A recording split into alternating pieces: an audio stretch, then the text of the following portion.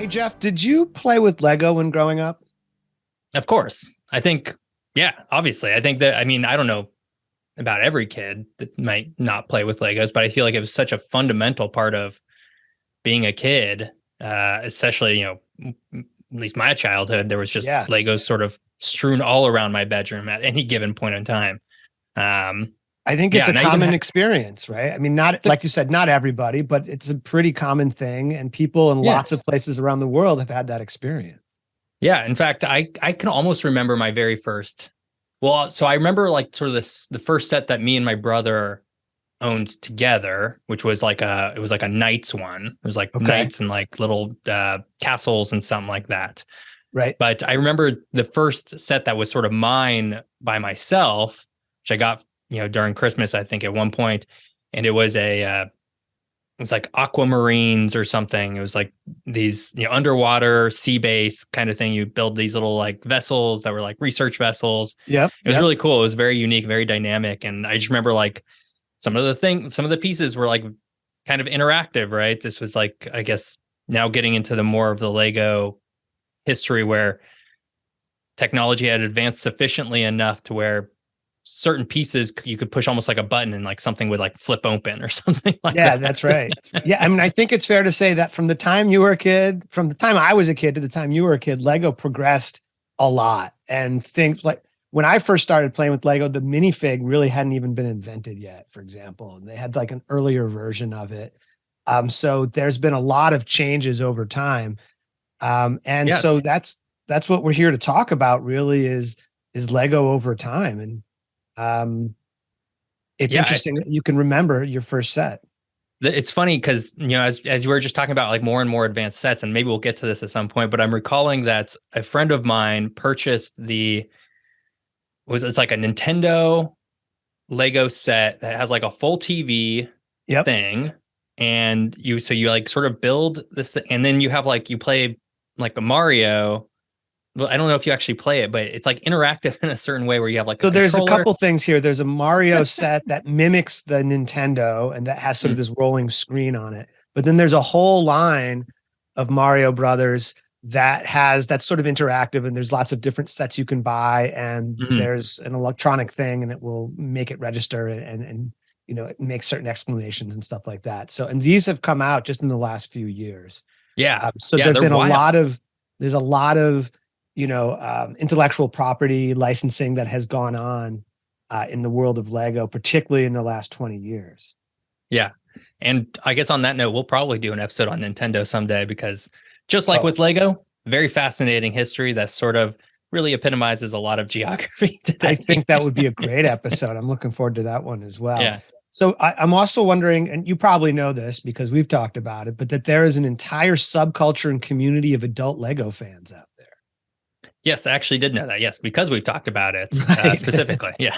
And Although I'm so not too far away from a like a little, it's not an official Lego store, that's right. but I can like walk to like a little Lego store that's, Yeah, is that's a very Bricks and popular. Minifigs, which is not Yeah. affiliated with Lego, but sells Lego in bulk and different sets and minifigs. And Hmm. that's a chain that started, I think, in Oregon or in the Okay. Northwest, certainly. And so an adult fan of Lego is called an AFOL, AFOL. And if you are in the adult Lego subculture, get ready for acronyms because it is a very acronym heavy subculture. And as part of, and I have to self identify now as an AFOL and part of this culture. And so, I always want to do a good job on these podcasts, but now I feel a little extra pressure just in case some people I know are Because they're listening listening. and they're going to be very scrutinizing pretty because, within the subculture, you got to get it right. So I'm going to do my best and try not to make too many mistakes with what's going on here. And the other thing This I is your should say, reminder, listener, that we are geographers first. that's right. That's right. Even before AFOL, I'm a geographer. And so that's what's driving this is the geography part of this, which we'll be talking about. I should say also that there are a series of Lego conventions or Lego cons that happen in different parts of the world. And the biggest one on the West Coast, I believe, is here in Portland. And if you're listening to this episode on the day that it debuted, this con called Bricks Cascade starts tomorrow. So it's May 11th to May 14th. And there are a couple days that the public can come and view what's going on. And these are all these really incredible creations that mostly adults have made. And those days are May 13th and May 14th. So if you happen to be catching this early, it's all about to happen. Great. And you said that's here in Portland or Seattle? Sorry. It's in Portland. Yeah. Portland, Seattle right has on. one too, but this one, Bricks Cascade, is in Portland, and it's at the convention center close in on the east side. Cool. Right on. So a few things about Lego in general, just because some people listening might be the experts, but a lot of people are like, yeah, I used to play with that, but I didn't know, not really sure what's going on with that right now. So I'll go over a few sort of facts to situate ourselves and then get in a little bit of history. So the word Lego, so Lego is from Billund, Denmark, right? It's a Danish company, and it's a privately held company by the Christensen family. And it's now the fourth generation of Christensen is the owner who runs it. There's a different CEO is not a member of the family right now, but the family, it's still family owned. And Thomas Christensen is the great grandson of the company's founder, Ole Kirk Christensen. And the word Lego itself is derived from two Danish words, leg godt, Leg and Godt, which in English means play well. So it's an amalgamation of those two cute. words. And then subsequently, apparently, somebody realized that Lego also means I assemble in Latin. Although that wasn't actually one of the reasons for choosing the name, but it kind of worked out, serendipity. That's such a cosmic serendipitous right? sort of thing, right? Like, how Meant could you to be. possibly? Yeah. Like, here's the base of like a lot of the world's languages, a lot of the Western world's languages, and it's just going to happen to work out just so perfectly. It worked out really well. And if you want to learn more about language, go back a couple episodes and listen to our exactly. Yeah, our we have a episode. whole thing on the English language specifically, That's right. But obviously a lot of language gets thrown in there. Yeah, that's right. So the global headquarters for Lego is in the same town where Ole founded it, Billund, Denmark, which is not a particularly big city. It's got a population of about 6,742 people, right? So that's pretty small, but this giant company. And although it's a small town, Billund has the second largest airport in Denmark. And that's because of Lego. So Lego, I was going to say, the Lego group started it as a private airstrip in 1961. And by 1964, it was expanded into a public airport. Wait, how far away from Billund is Copenhagen? Oh, it's not a big country, so it can't be that far. Yeah, I mean, it can't be too far, but I'm just trying to figure out, like, is there any sort of, I don't know, with 7,000 people almost sitting inside a smallish town, I'm either thinking that most of those people are employed in some way by this mammoth company, Lego, right. Or it's also maybe it's, just a suburb of Copenhagen, in which case, there's also that sort of play where there's just a lot more there.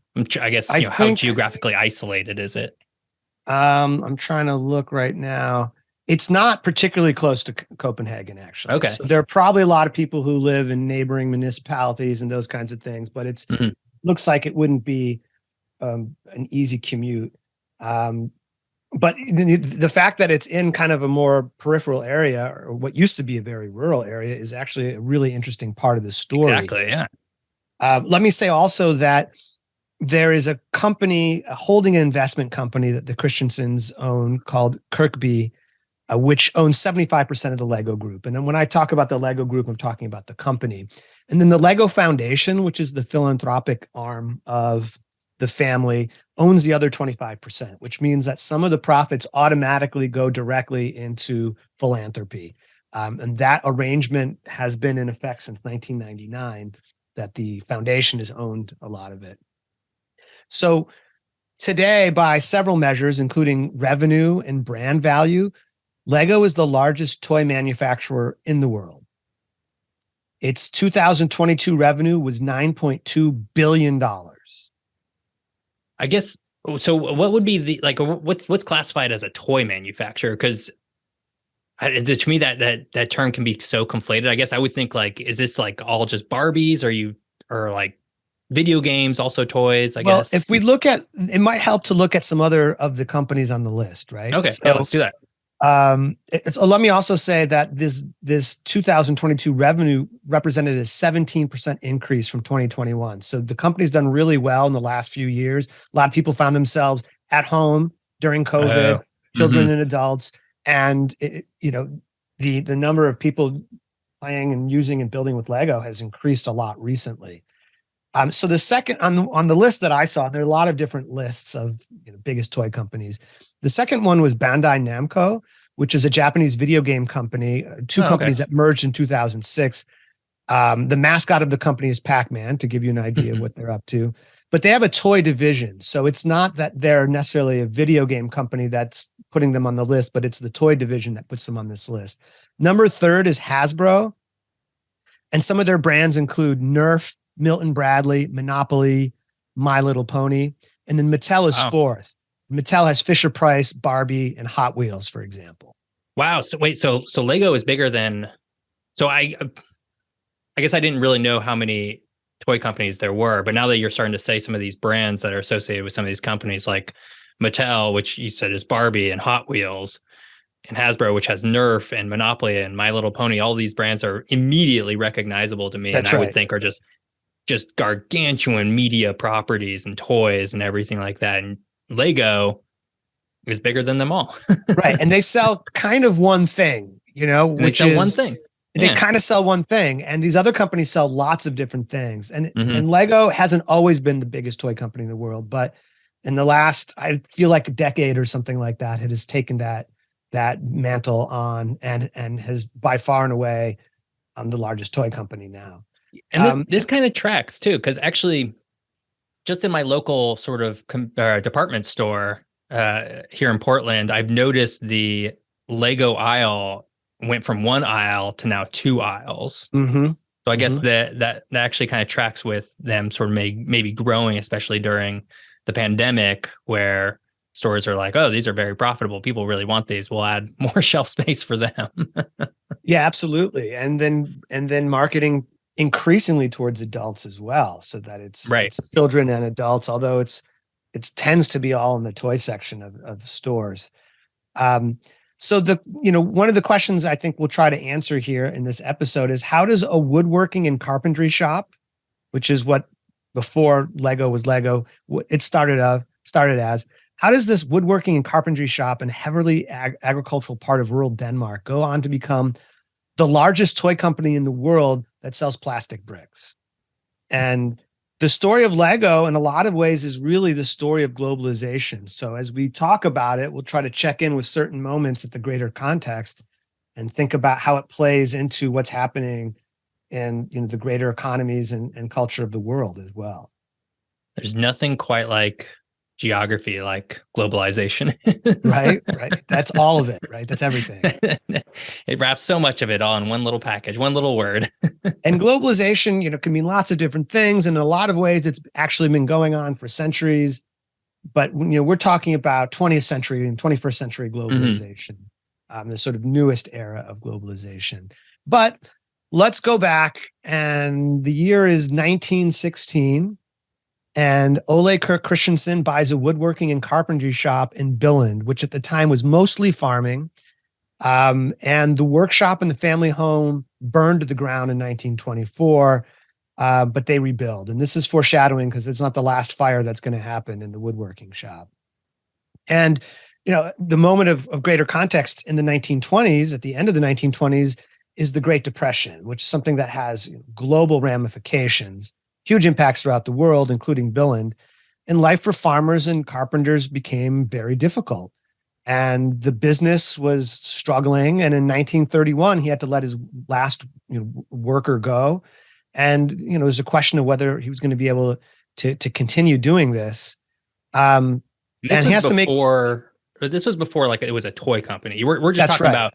We're talking, it's like making chairs and tables and exactly whatever. Right? Making furniture, building houses as well. Okay. But at one point in the 30s, he starts making toys as well, and then has to sort of make a decision and decides that, and this is in 1935, that he's going to take a risk and only build toys. Like that's going to be exclusive focus of the company. which at the time was probably a pretty big risk, but that was the vision. Yeah, and I would say probably a pretty huge risk at the time. That's right. This isn't. I mean, I don't know exactly what 1935 Denmark looked like, but obviously I know some of the bigger political stuff that was starting to happen that would eventually lead to. It kind of feels like toys might not be something that people would be on the tops of people's minds to purchase. That's for right. example. That's right. But I guess he's thinking children are always going to need toys no matter what. Which is true. Yeah. And that's true. And the first, famously, and people who know Lego, the history know that the first wooden toy made was a wooden duck. Oh, interesting. Yeah. Not like, but it wasn't Lego like we're thinking of. It wasn't like Lincoln Logs or any building thing. It was a toy duck that you can pull with the string. And the company, and so this was in 1932 that this first toy was made. And the company took on the name Lego in 1936. Which I think that just going back to sort of the language, Lego means let's play or we play well. Play well. Yeah. So, okay. This is all tracking. Cool. Okay. So in 1942, this is during the World War II, right? A fire destroys the woodworking factory. And so this is fire number 2. It's rebuilt. But the wood shop keeps catching on fire is something that's starting to track in the mind of the owner, right? Can I just make a little side comment here? How many of our historic stories go something along the lines of, and then a fire destroyed it, and then a fire destroyed it again? True, right? Yeah. Stadiums. We talked about this. We talked about cities where that happens. There was just at one point in time, there was a lot of fires going around. For most of human history, where people lived and worked was made out of wood. And if it was in any city, and this is not an example of that, but in cities, like if we think about the Great Fire of Chicago or something like that, something catches on fire, it spreads really quickly because buildings are touching, they're all made out of wood. But you're right. This comes up a lot in our podcast. We might have to do something on fire in general, or just things burning to the ground. I don't know. There's something there. World War II ends, right, in 1944, 45, and the plastic industry begins to develop. And this is maybe our cue to say, if you want to learn more about plastic, we have 2 episodes on plastic, so you can go back and check that. Wonderful 2-parter where we go through just so much minutia on plastics. And just sort of the geographic ramifications of it. Super interesting. We even might have talked a little bit about Lego in that. I think a little bit. Yeah. Yeah. But as a result, we won't spend too much time on plastic here. We're going to be talking about it, but we've got 2 episodes to fall back on. So if you're hankering for more information about plastic, we can scratch that itch for you. So in 1946, the company buys its first plastic injection molding machine and begins selling plastic toys. In 1947, it comes out with its first toy. But it wasn't bricks at first. It wasn't until 1949 that Lego began producing its first interlocking bricks under the name automatic building bricks, which was in English, apparently. So that was the first incarnation. So the first bricks, these bricks that were being created in 1947 or 1946? 1949, it looks like, yeah. 1949. These were not interlocking, or they were interlocking. They were interlocking, but they're not yet the design that we know today. Okay, gotcha. So that's coming soon. But so for the first about 10 years, 9 or 10 years, there was a different mechanism. And we'll talk about that in just a second. Okay, great. So in 1953, they start calling them Lego Merston, which is Lego bricks. And plastic toys by 1951 amount to half the company's production. And they're also making wooden toys at this time. However, the best seller at the time isn't bricks, but rather a toy tractor, which I think is interesting because it speaks to the fact that most people are still relating to a farming community, agricultural communities, and that the tractor is the number one seller. That tracks as well. That transition, that urbanization hasn't quite happened yet. So plastic building bricks, incidentally, were apparently an innovation of a British company called Kittycraft. And Lego contacted them and sort of asked for their blessing. Hey, we want to make a similar product. And Kittycraft apparently responded, these are not selling so hot. So good luck, once you give it a shot and see what you can do. I'm sure sure anybody who's part of the Kittycraft legacy is kicking themselves right now. But and it's just so interesting because that I hesitate to think that any sort of similar scenario would play out today, just with how protective any company is of anything it creates, regardless of whether it's going to make a profit or not. That's right. They sort of are pretty, ruthless in a lot of ways, globally around protecting, some intellectual some property. Yeah, exactly. Some small intellectual property that they might have zero desire to ever even explore. But and Lego is super protective of that right now. I can tell you that. There are a lot of knockoffs out there. Yeah. And they're very, they're very vigilant and concerned because sometimes they're exact knockoffs of what they're making, not even trying to do their own thing. And other companies can exist. There's Mega Bloks and other companies that are allowed to do this, but there are some companies that are mimicking Lego companies' builds, the Lego Group's. I used to play with, I think, a really large version of Lego called like Duplo or something. That's exactly right. Yeah, and I don't know if designed that is Lego. That it is. So that was designed in the 1960s, and the idea was because Legos could be eaten and swallowed easily by children who don't know any better, right? Because that's what kids do. Is they are small. Yes. Part of the way they experience the world. And so I think it's marked 3+ or something on the boxes and not appropriate for small children. But the idea was to create a product that smaller children could use and not swallow, and that would be more conducive to their motor skills. And so Duplo came out in the 1960s. It was tested in Sweden, I believe, initially. And it actually fits together with Lego bricks as well. So it's compatible with the actual brick. Wow, that's impressive engineering. Yeah, absolutely. There's a lot of that going on there. Well, there's a lot more to say, and we're gonna, I think, take a break before we say any more. And we come back. Some ads. We'll talk about what Lego's made of. So we'll be right back. And we're back. The Geography is Everything podcast, talking about geography is Lego, and talking about its origin in Billund, Denmark. And that it emerged from a company that was making wooden toys and wooden things at first.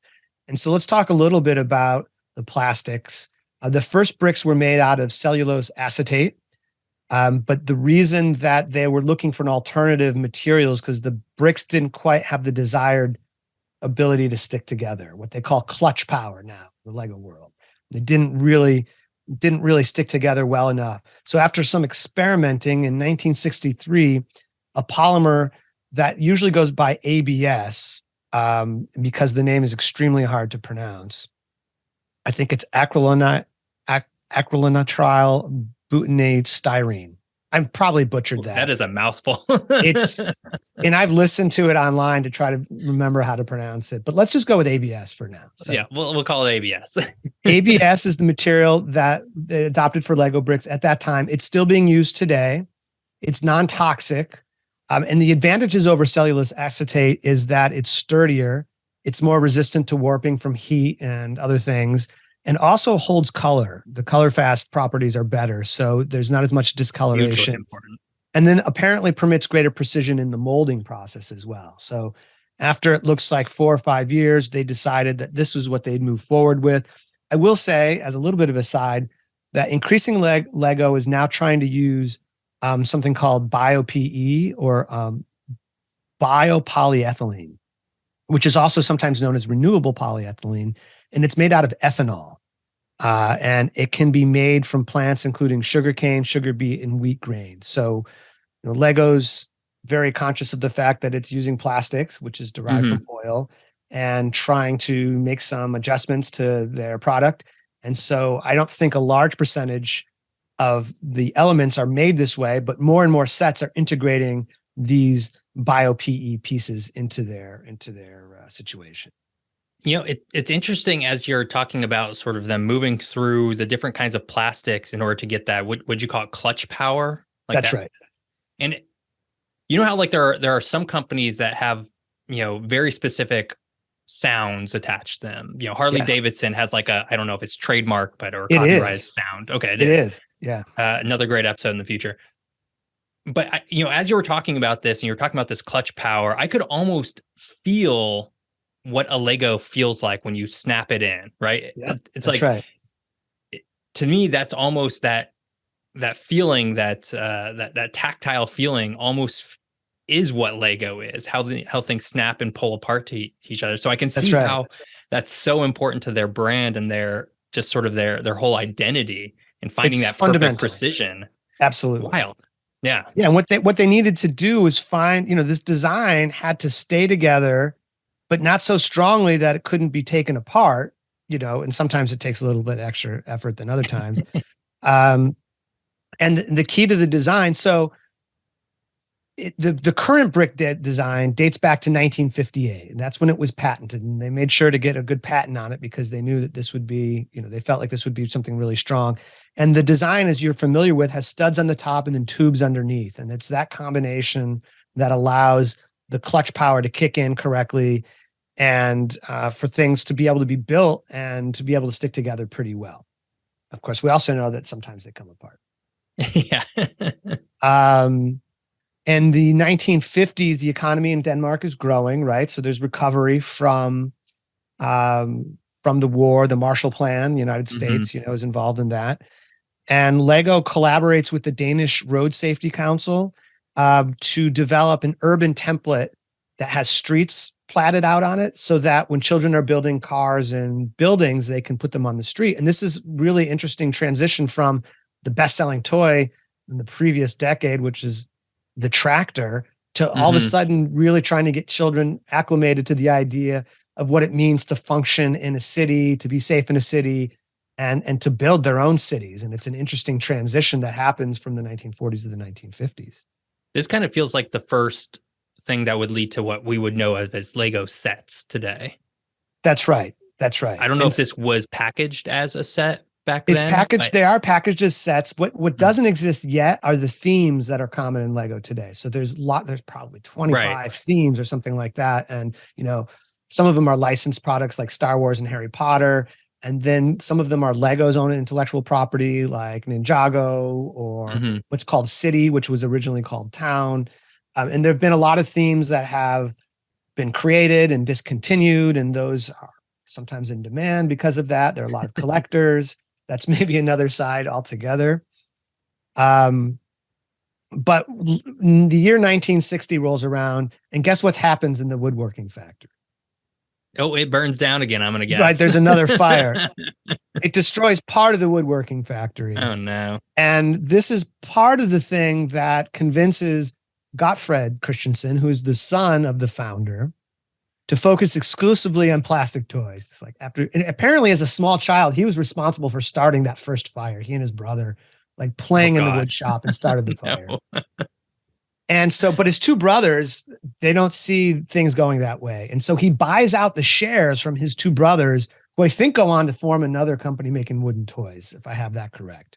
But in any case, he becomes the person in charge, and he starts to push this idea of the brick. And the key moment also comes in the 1950s, when Gottfred is on a business trip to the UK, I believe, and he's talking to the toy purchaser for a department store from Denmark. And this guy is complaining. It's like, look at all these toys at this trade, fair, and there's they don't go together. There's no system. And so that idea apparently sticks with him. This is the lore, at least. And he says, we need a system that can be used over time, and that will allow lots of different modifications, right? So the idea is to have bricks, the older bricks compatible with newer bricks, and for the bricks to be able to combine in lots of different ways, because this is something that will foster creativity and make these things useful and valuable over time. Right. I think as you're saying, and you keep using the word bricks, which they're called Lego bricks. I mean, this has to in some way be influenced just by the sort of the built environment around people, especially during this rebuilding period of Europe, as buildings are literally being rebuilt with literal bricks, right? Right. Yeah, that this happens during this time of rebuilding in a place that's starting to regain its economy and starting to urbanize can't be accidental, right? It fits. Right. It fits. And so being able to sort of micro size that and turn it into a toy that maybe allows for children in particular to associate their toys back with their world and sort of maybe this new environments that are being built around them. That's exactly right. I can see how all of this is sort of coming together. Yeah. And so we still talk about Lego as a system, and the standard bricks are sometimes called system bricks. Originally, this was called Lego System in Play, but this is, one of the big principles of the company is making this product. And from the time that the new brick is patented in 1958, right? Mm-hmm. Bricks from that year are compatible with the bricks that you can buy today. Really? Yeah. Well, that's from like what? That's almost 70 years ago? Yeah. 60 years ago, something like that. 60, and you can still, years. if you have a brick from then, a little 4-piece by 2-piece or whatever, and you have a 4-piece by 2-piece whatever here, they will still snap into each other. They'll still stick together, still completely compatible.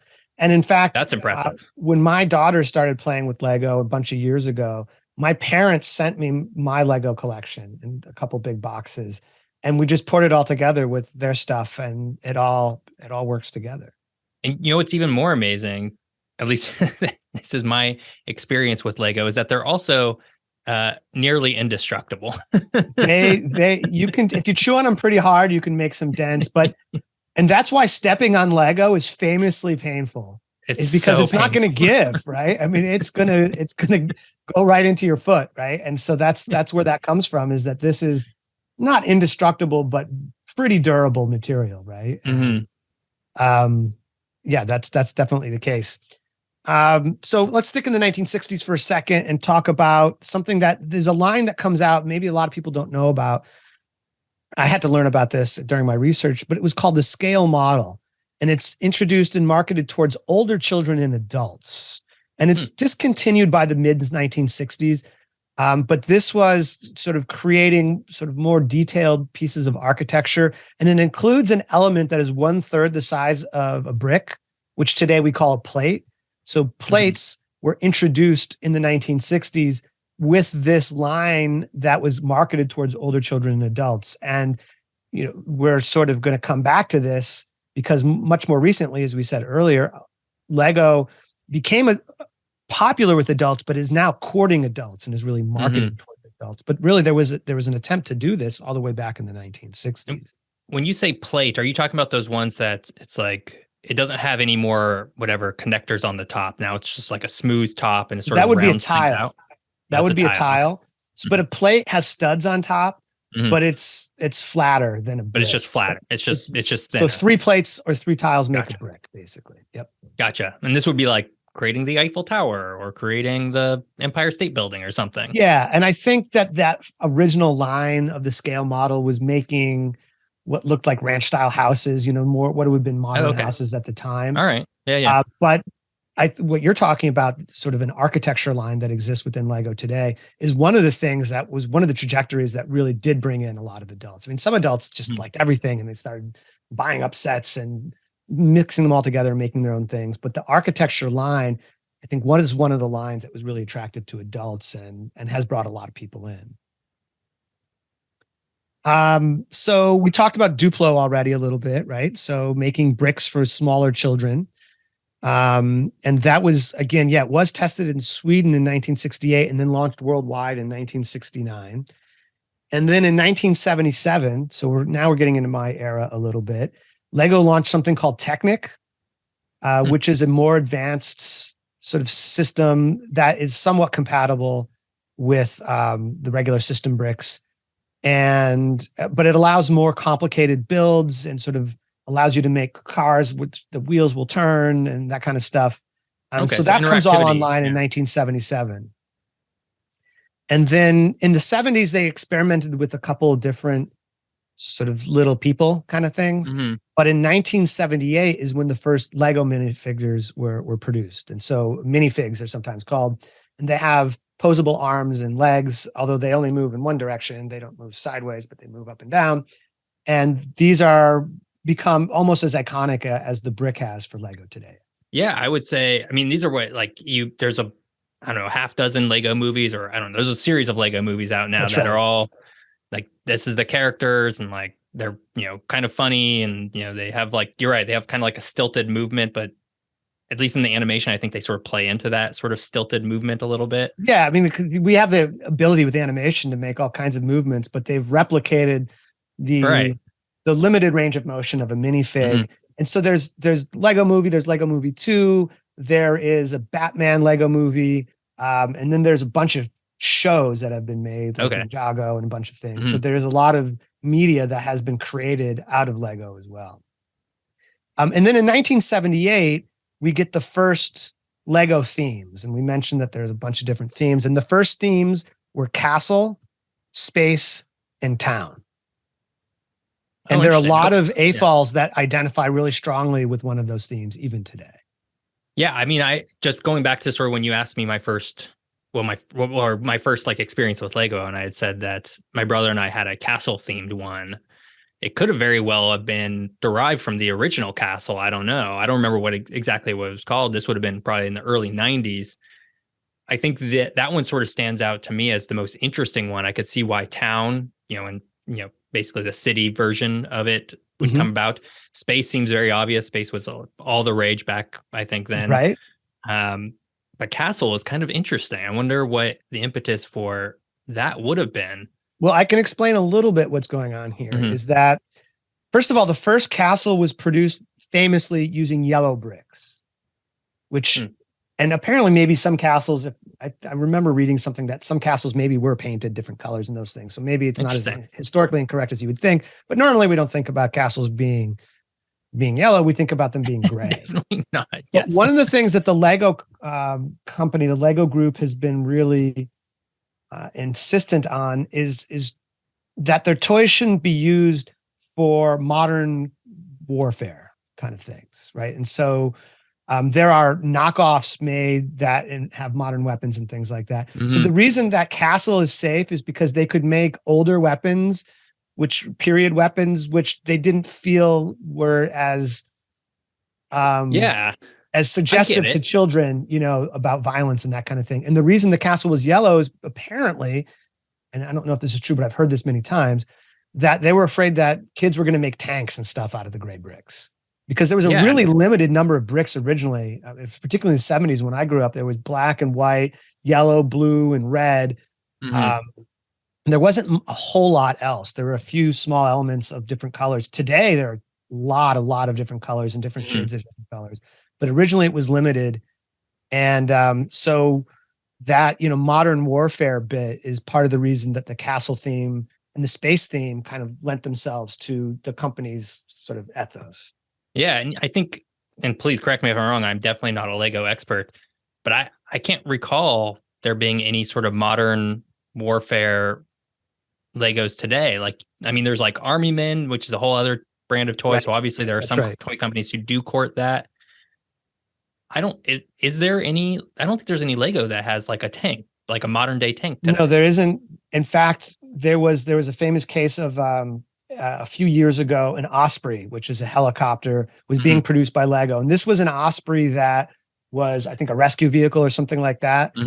But right before it came out, some organization started to suggest that, the Osprey was originally designed as a attack helicopter, as aggressive, sort of warfare type situation. And so before they released it, it was discontinued, and some of them got out. So those are extremely sought after and valuable. Wow. But they got to the point where even recently, they're trying to guard against that. Now, remember, starting in 1999, Star Wars became a licensed product available through Lego. And so there are lightsabers and blasters and things like that. But my guess is that Lego thinks it's fantasy enough that it doesn't replicate that. There was a Pirates theme that came about. And so the Pirates have old timey revolvers and muskets and things like that. But again, it's a fine line, I guess, but you can't get, there are companies that make Glocks that a minifigure can hold, but Lego does not make those themselves. Right. No, I see the separation between sort of fantasy, castles, pirates, even though that's a little bit closer. It's still, I would argue, still pretty fantasy to today. And then Star Wars, which is also very fantasy. That was a I long can time see ago, right? In a galaxy exactly. far, far away. So Yeah, it should exactly. be okay. Um, well, let's take this conversation now to, we've talked about the rise of Lego in Denmark and its transition through the 60s and 70s. But let's talk about how it's become the global company that it is today. Let's do it. And today, according to their annual report of 2022, Lego is sold in 111 different countries. It has 904 branded stores. And some of them Like are owned by actual, like these Lego, would and be some like of them are those. called certified stores, which Okay. are kind of the franchised kind of situation. It's a Yeah. little bit different. The only store I 100. know of is in New York. Well, there's one in here in the area. There's one at Washington Square Mall. If you're from Oh, really? Portland, Okay, cool. Right yeah, on. that's the one in Oregon, and there's Yeah. 3 in the Seattle area. There's one in San Francisco. There's a big flagship one in New York. I think there are more stores in the United States than anywhere else. In fact, the biggest market in terms of sales for Lego these days is the United States. Okay. Of those 904 stores, 155 opened in 2022. So that's a lot. Wow. That's a lot of stores opening up. Yeah. That's a big increase. Lego has over 27,000 employees worldwide, which is an 11.7 increase from 2021. And it has apparently 37 sales offices. There are 5 factories that operate currently. One is in Billund, Denmark, so in the naturally original place where it all started. And there, over time, there's been at least 5 factories that I've been able to track, each larger than the last. There is a factory operating in the Czech Republic, which opened in the year 2000. There's one operating in Hungary, which opened in 2006, although the new factory opened in 2014. Monterrey, Mexico has a plant that originally opened in 2008 or 9. Its capacity has just been expanded. And then in 2016, there was a Lego factory that was opened in China. Ooh. And so these are the 5 places where Lego elements are made today, but there are 2 more that are about to come online in the next couple of years. One of them is in Vietnam, which is supposed to open next year in 2024. And the other one is in Richmond, Virginia, which is going to open in 2025. Interesting. Yeah. I would not have guessed that. So I think my first question for you, as you were listing off these different places, and maybe we just don't have the answer to this, but were these designed to service specific markets? For example, was the Monterrey, Mexico designed to service basically North America's needs of Lego? That is correct. Okay. Yeah. And so and a lot of times moving into a market, like starting a factory is a way to get into a market, because in some places, in some countries, in some regions, you have to have an operation there to be able to enter the market. Right.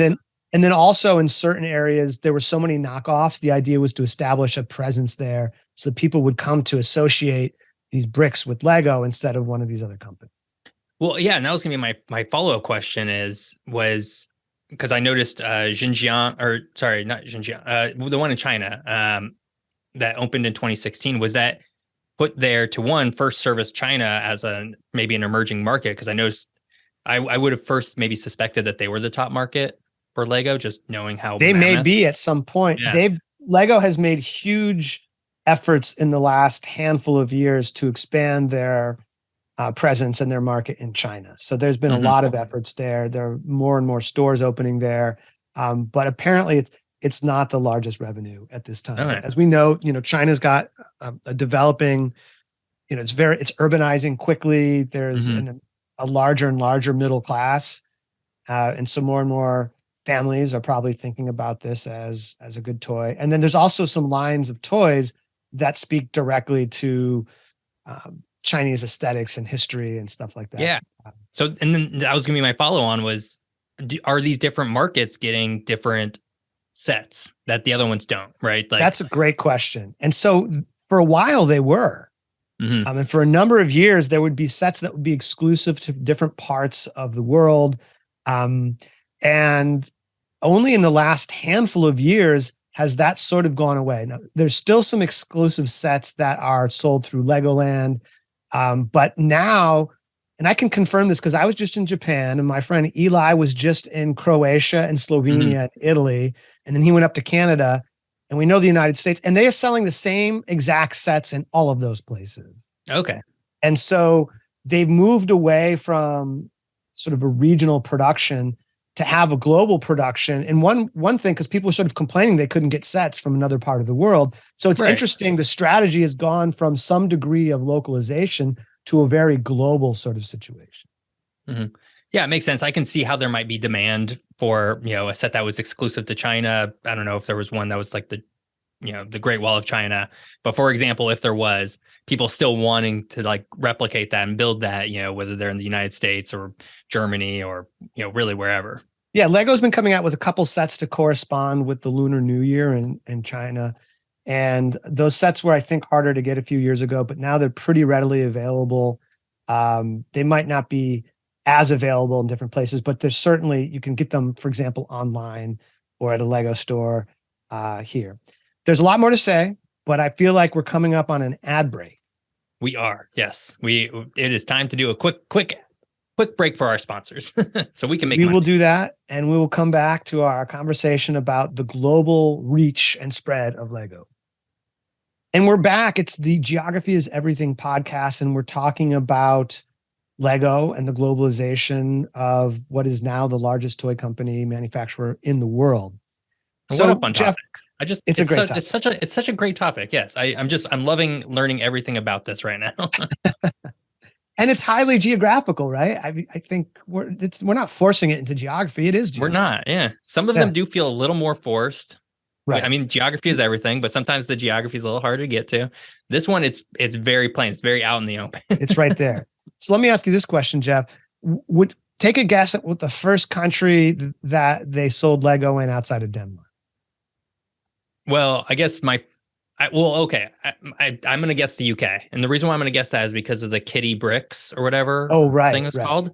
Yep. That maybe they thought that there was an untapped market or maybe an already established market of people who liked sort of brick type toys. That would be my first guess. That is an extremely well-reasoned guess, but it's incorrect. It turns out that Norway is the first country that gets Lego outside of Denmark. Okay. And here's an interesting thing. Norway and a number of other countries had really tight restrictions on imports on goods, and including toys, after World War II, because the idea was to support local industries. Right. And so Norway was such a country. And so Lego had to enter in a license agreement with the plastic manufacturer in Oslo in order that Lego could be sold there. So they weren't actually producing it. They had to find another company that would be able to manufacture it on their behalf. But then in 1963, that was in 1953. In 1963, 10 years later, the restriction ends and Lego sort of takes back production and is in charge of producing their own thing. A similar thing happened in Iceland. And so Iceland, they also had to find a licensing. They had to enter into a license agreement with a producer who would produce these things. And that lasted a little bit longer. In the case of Iceland, they were also branded a little bit differently there. But it wasn't until 1977 that Lego bricks became manufactured by the Lego company and sold in Iceland. The first country that they were able to deal with and just find a distributor instead of a producer was Sweden. And so in 1950, Sweden didn't have as many restrictions that Norway and Iceland had, for example. And so they found a distributor to sell, but not manufacture the product. And by 1959, Lego set up its own sales company in Sweden. So it no longer even needed a distributor. It set up its own branch.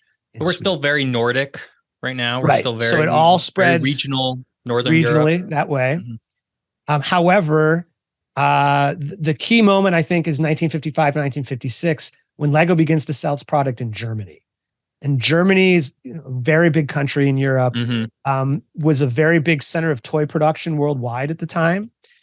And the idea was that if they could enter the German market and do well, that would open up the European market and then markets beyond as well. And apparently it was pretty tricky to enter that market. And they had to start by selling it to some towns that were right over the border in northern Germany on the border with Denmark. But eventually they had some success there. And I think for a long time, Germany was one of their biggest markets or their biggest market. And then from 56 to 58, Lego opens up sales offices in Austria, Belgium, Italy, the Netherlands, Portugal, and Switzerland. Taking Europe by storm. Right? Yeah. So 1950s, huge expansion, but still in Europe. And then in 1958, a mold manufacturing facility is set up in Germany at the basement of the sales company. Then another mold manufacturing operation begins in another town in Denmark. But let's take the story for a second, because there's also going to be a huge production in Switzerland, and there's going to be a series of factories that are set up in Switzerland. So we're starting to produce Lego outside of Denmark at that time. But let's talk about how Lego comes to North America, like how you and I, learned about this and how it came to us. But I mean, really, I'm assuming right now we're still Europe. Started off Nordic, then we got to Europe. Still very regional. Let's go global. Right. And the United States is very, has experienced a lot of prosperity, not equally distributed, of course, but prosperity on average after World War II. And so it's a great market to try to get into. So in 1961, this is very interesting, that Lego enters a licensing agreement with an American luggage company called Schwader, which you probably know by the name the company went by from 1965 on, called Samsonite. Oh, yeah. So Samsonite, I've never heard of Schwader before. Right? Yeah. Samsonite, the luggage company, is producing Lego initially for Canada and the United States. So they must, like, when we're talking about a company like Schwader or Samsonite producing it, that means they have the requisite equipment to create the plastic molds or something. That's right. So it turns out that the Lego group provided the machinery and the molds for production. And then Schwader took care of production and sales. But yeah, everything has to go through Billund in terms of, because the quality control is exacting for Lego. Right. And so they have to be able to provide that quality control and that kind of technology. This agreement with Samsonite held in the United States into 1972, when the Lego group set up an operation itself in the United States, but remains in effect in Canada until 1988. Oh, wow. Okay. So that's kind of a big difference. This is primarily to get around like tariffs and stuff, right? Like you want to have an agreement with a local company to make this stuff so that I think it might just worry be about that capacity also, that okay. The ability to generate enough bricks in Switzerland and Billund and export them all over the place wasn't as viable. And so they needed to do some production actually in North America. Mm-hmm. And shipping was probably a lot more expensive back then, Right. And it's all in container ships and it all takes a while, right? Yep. So Lego Systems Incorporated is set up as a U.S. subsidiary in 1973 in Brookfield, Connecticut, but then quickly moves to Enfield, Connecticut in 1975. So I grew up in Connecticut, and I didn't know until more recently that how important a location it was in the Lego universe, or the Lego world. It was in your history all along. It was there all along. It shouldn't be surprising. And this is one of these I will say though, sad for the people of Connecticut, that the operation, which is now really more of an administrative kind of sales center, is moving to Boston over the next 2 or 3 years. Oh no! So they will no longer be in Connecticut. There used to be production, however, happening in Enfield, Connecticut, but the molding plant that was, I think, opened in 1975 closed in the year 2000, and the facility was used for packing at that point. And then that closed in 2007, and that whole operation moved to Mexico, like we were talking earlier. So also in the 70s is where you see these operations that were started up in different parts of Switzerland. And then in 1985, a Lego factory opens up in South Korea. And so this is an expert. So now we're getting to Asia, right? Expanding into the Asian market. South Korea is one of the countries in that part of Asia, that part of the world that is industrializing pretty quickly. So it seems like a good fit. Get into the Asian market to combat imitations of Lego. and they needed to, have an operation there to gain entry into the market. And hold on, I might have this wrong, the year wrong. Yeah, it's not. I'm sorry, it's not until 1996 that they get into South Korea, so it's a little bit later. That holds up a little bit. Oh no, that's a new factory in South Korea. So I do have it right. So there's a new factory opened up, but that shuts down in 2005. So as of 2005, there's no longer production happening in South Korea. And another place of the world, in 1986, a Lego factory opens in Manaus, Brazil, which is interesting, pretty far away from the big cities in Brazil.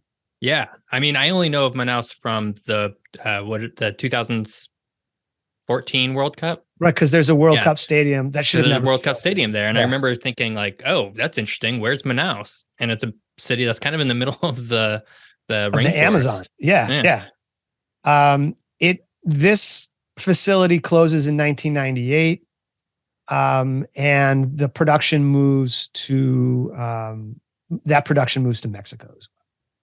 So it kind of seems like, I mean, right now we already went through the sort of the ones that are open today. It kind of seems like they, at least during this time, they were sort of sprouting up these maybe much smaller factories, get a foothold, and then at a certain point, it just no longer becomes viable, and they move that production to someplace maybe bigger and larger that's just going to be able to turn out a lot more. Well, what you're saying is actually a really good segue to our next little segment right now, which is that, and let me ask you this, did you know that Lego almost went bankrupt in the first years of the 2000s? No, I had no idea. In fact, that kind of flies counter to what I sort of would expect, because I played a lot of video games in the 2000s, and I kind of remember there being a lot of Lego video games coming out at that point in time, which to me is like, oh, things are getting licensed, and that means there's just more money coming in because you have a popular and viable product. I don't know if that's true. I'm not a business person. The licensing did happen in some ways to try to stem the tide of what was happening there. So apparently in the early 1990s, Lego profits are beginning to decline. And, think about the other toys, like you just mentioned, video games and other toys that have electronic or even digital components to them. And, the idea is, well, maybe people aren't as interested in building with bricks anymore. Maybe this is too analog a technology. And so in the mid 90s, a lot of senior designers at Lego were fired and new designers were brought in. And many of the new designers had little or no experience with Lego. And so the product offerings really began to change at that time. And the sets became less complicated with fewer pieces and more larger pieces, to the point where sometimes it didn't feel like you were necessarily playing with Lego because it came together so quickly. And, the perception was, well, this is what people want, but that didn't really go well because the hardcore supporters of Lego, the fans, they wanted the old school way of building, and they didn't want this new thing where it was kind of larger pieces and easy to put together. And so the company's profits fell even further. And in 1998, Lego posted its first loss ever and had to lay off 1,000 of its employees. This really feels like a whole what was a new Coke situation going on? Right. No, I was like almost the era, right? A little bit after that, they didn't learn the lessons from the Coca-Cola company. That you don't mess with your original formula. Don't mess with the original but you formula. Find a way to make it work again. And that's eventually what they had to do. So in 1999, I think was a pretty big year for Lego, because that's the year that they began selling sets that were licensed with the intellectual property from Star Wars. In 1999. In 1999. Okay, so that's when Star Wars sets first became available.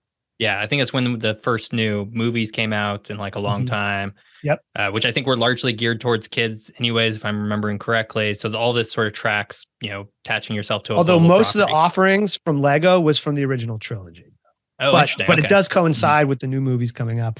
And then in 2000, they licensed Harry Potter, and Harry Potter sets started coming out. So, those are two good brands to have if you're a toy. Those are huge, mammoth brands. And then Indiana Jones followed suit as well. So these are all different ways that people, are enamored with these particular these stories, and then they're able to create things with Lego that go along with it.